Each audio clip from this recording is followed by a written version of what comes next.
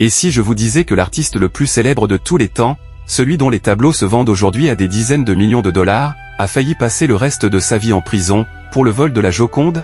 Attachez votre ceinture, car l'histoire de Pablo Picasso n'est pas celle d'un peintre rangé dans son atelier, mais une véritable aventure faite de vols d'art, de codes secrets, de magie visuelle et de superstitions bizarres.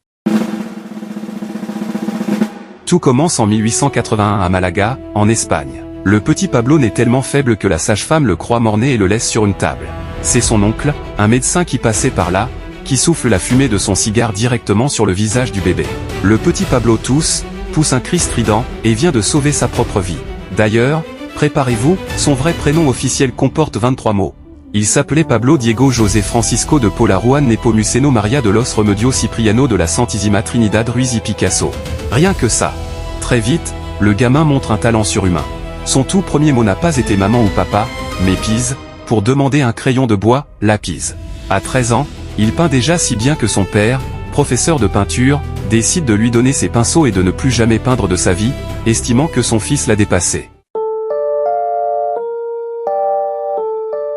Au début du XXe siècle, Picasso débarque à Paris, à Montmartre. C'est la misère, mais c'est aussi l'aventure.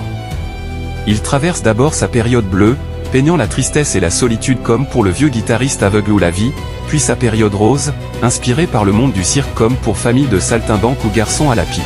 Mais en 1911, le mystère prend un tournant criminel. La Joconde de Léonard de Vinci disparaît brusquement du musée du Louvre. C'est le scandale du siècle. La police tâtonne dans le noir complet et cherche des coupables. C'est alors qu'un ami de Picasso, le poète Guillaume Apollinaire, se fait arrêter. Il avoue avoir acheté des statuettes ibériques volées au Louvre, par un jeune voleur fantasque. Et à qui Apollinaire avait-il donné ces statuettes volées? À Picasso.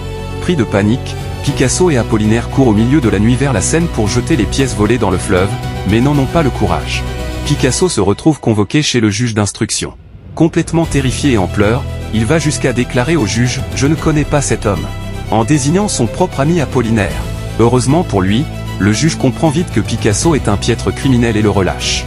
La Joconde sera retrouvée 2 ans plus tard, volée par un vitrier italien nommé Vincenzo Peruggia. Remis de ses émotions, Picasso décide de briser toutes les règles de l'art traditionnel. Avec son ami Georges Braque, il invente le cubisme. Pourquoi peindre un visage de profil ou de face quand on peut peindre les deux en même temps? Il déconstruisait la réalité comme un casse-tête chinois. Les gens trouvaient ça fou, mais le monde entier finit par succomber. Il ne s'arrête jamais et change de style comme de chemise, surréalisme, sculpture, céramique. En 1937, face à la tragédie de la guerre d'Espagne, il peint son chef-d'œuvre absolu, Guernica, une fresque gigantesque dénonçant l'horreur des bombardements. On raconte qu'un officier nazi, regardant une photo du tableau dans son atelier, lui aurait demandé « C'est vous qui avez fait cela ?» Ce à quoi Picasso a répondu sèchement « Non, c'est vous ». Picasso a peint jusqu'à son dernier souffle, accumulant une fortune colossale et laissant plus de 50 000 œuvres derrière lui. Il s'éteint en 1973 à l'âge de 91 ans, à Mougins, en France.